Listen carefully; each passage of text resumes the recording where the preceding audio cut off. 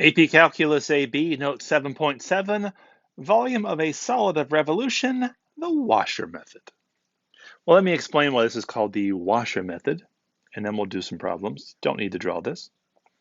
If we are supposed to take and find the volume formed by taking this area and revolving it, let's say around the x-axis, we would end up with a bunch of washers. So for example, let's say that we took this part here and revolved it around. We would have this outside diameter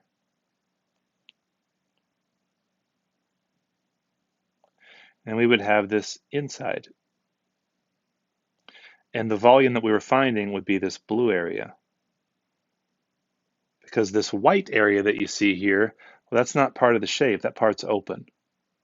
So it's called the washer method as opposed to the disk method from the previous section, because a disk, this was all solid. A washer, we're missing part in the middle. So conceptually, this is not very difficult. This is the formula that we're talking about using. It's essentially finding the area between the curves and then subtracting them. And to do this, for making this revolution, we're going to be finding the volume of these disks and then subtracting the part that we don't want. So this could easily be written, just as easily be written as pi from a to b r squared of x dx, and then subtracting from that pi a to b of the smaller radius squared with respect to x. So like in this example that we see here, the outer curve is big R and the lower curve would be little r. Number one, find the volume of the region enclosed by y equals the square root of x and y equals x squared, rotated about the x-axis. So we're supposed to, draw this, the first part. You would always want to draw this. This is y equals the square root of x, and this is y equals x squared. And we're taking this area here and we're going to revolve it. So part two, we want to find both of the radii. We want to find the bigger one and we want to find the smaller one. The bigger radius would be the outside, which is the square root of x. And then if we square that, we're going to get x. And the inner radius, the smaller one, is x squared, and we square that,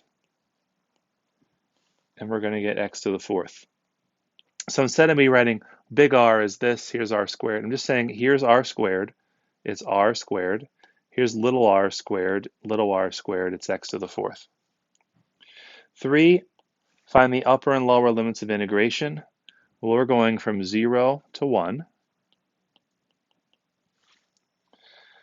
And then 4, to find this volume using the disk method, it's pi times the integrating from a to b of the big radius minus the small radius with respect to x. For this particular problem, our a to b is 0 to 1.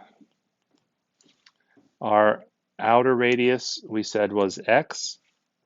Our outer radius squared was x, and our inner radius squared, we said, was x to the fourth. Can easily do this by hand. This is a calculator problem. So we put this into y1, x minus x to the fourth.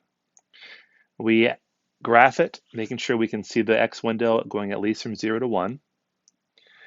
And then we integrate by doing second calculate, integrate, lower bound 0, upper bound 1, and it's going to give you 3/10 times this pi. We can't forget about the pi. Calculator gives us 3/10, and this pi we cannot forget about. And this is square units, cube units, I should say. It's a volume. Check out number 2, which is also a calculator problem. In most cases, in fact, every case I've seen on the AP test, I haven't seen all the cases, they ask you to write this equation but not to solve it. So yes, we want to use our calculator to figure this out. That's why I'm going to use our calculator for these problems, because I've never seen them ask you to do this by hand. So yeah. Number 2, rotated about the line y equals 1. That's this line here. And we have y equals x squared, and we have the square root of x. Now, this problem is going to make me eat my words from previously. So step 1 is we want to draw what's happening here. This shape's going to be rotated, end up with the same shape up here. There's going to be a bunch of washers in here. That's good enough for my drawing. So what is big R squared? Well, it's the outer radius. And before I said top minus bottom. Well, yeah, I'll still say that. So in this case, here's the top, 1, and the bottom is x squared. That's the bigger radius. So that's going to be 1 minus x squared, and that's being squared. Little r squared is the smaller radius. So it's top minus bottom. So it's 1 minus the smaller radius, which is the square root of x. Notice how I'm not even going to bother squaring those things. We don't have to. We didn't have to on the other one either. Like, we could have left this and this down here. It seems silly to do it because it's so simple to do, but we could have left it that way. Since we're using a calculator, there is no advantage to us actually squaring these things. It's actually a disadvantage because you can make mistakes. 3, what's the upper and lower bound for this? Well, we're going from 0 to 1 once again.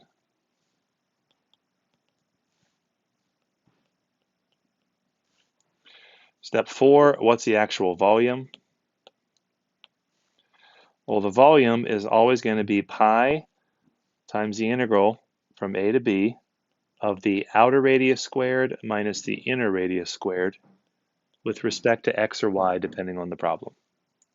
This particular problem, our lower bound is 0, upper bound is 1. Our r squared, our outer radius, is 1 minus x squared squared. Our inner radius squared is the difference of 1 and the square root of x squared, and this is with respect to x. It's a calculator problem. So we would put, please do this, just like stop the video and do this before you move on to the next one. We want practice with our calculator. Put this into your calculator as y1, graph it, making sure your x window goes at least from 0 to 1. Do second, calculate integral, integrating from lower bound 0, upper bound 1. Can't forget this pi. We're going to get 3.367 pi cubic units. Let's do another example, chillins. Number 3. Find the volume if the region enclosed by y equals x squared plus 1 and y equals 2x plus 1 is rotated about the y-axis. Now we're going in another direction. We're rotating about the y-axis, that's here, and we have this shape. If we do that, that's going to produce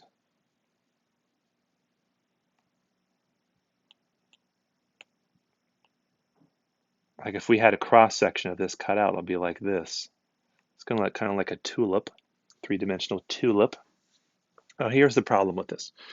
If we're rotating it about the y-axis, we need our equations in terms of y. It means we need to get x by itself. So if I take y equals x squared plus 1, and I want to get x by itself, I'm going to get plus or minus the square root of y minus 1 equals x. Keep in mind, that the part that we had graphed here was the positive version of that. It's the part on the right. So I just need the positive version. It ultimately won't matter because we're going to square it. Take this other equation, y equals 2x plus 1. I need to get x by itself.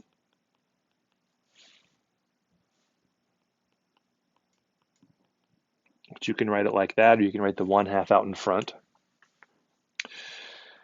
We have to do that because part 2, we got to find the radius, the outer radius and the inner radius. The outer radius, this distance, is an x value. And that x value is in terms of y.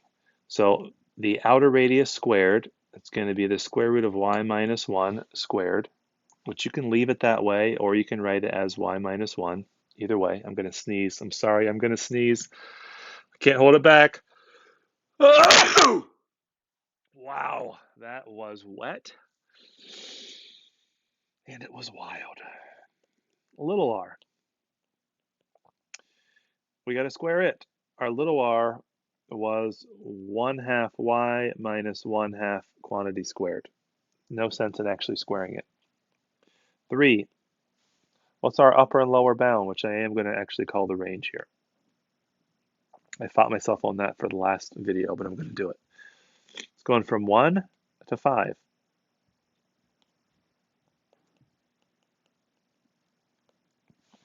So to find this volume, it's pi times the integral from a to b of big R squared minus little r squared, and in this case, with respect to y. Our upper and lower bounds here are 1 and 5.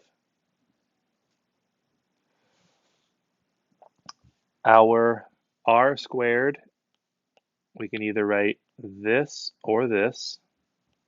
I'll write this one. Minus our little r squared is 1/2 y minus 1/2 quantity squared. This is with respect to y.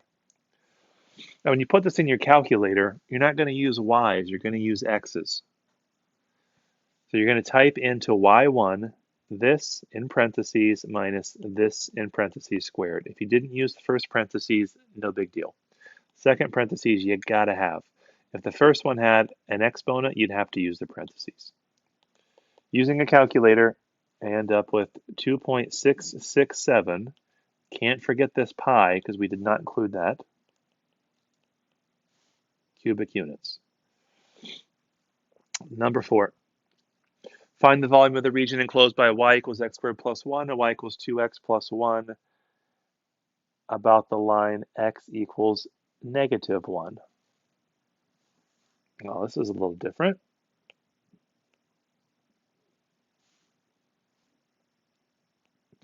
Just like with the previous problem, x here is the square root of y minus 1. These are the same equations. And x is 1/2 y minus 1/2. So we are going to take this shape that's bounded by these curves, and we are going to revolve it about this line, which is going to give us something like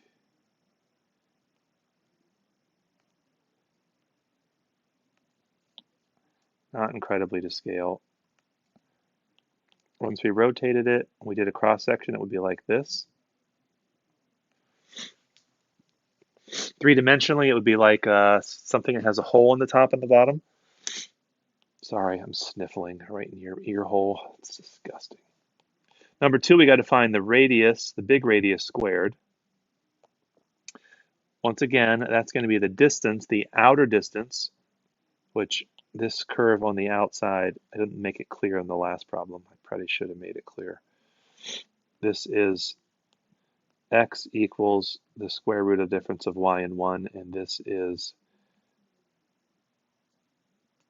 x equals 1/2 y minus 1/2.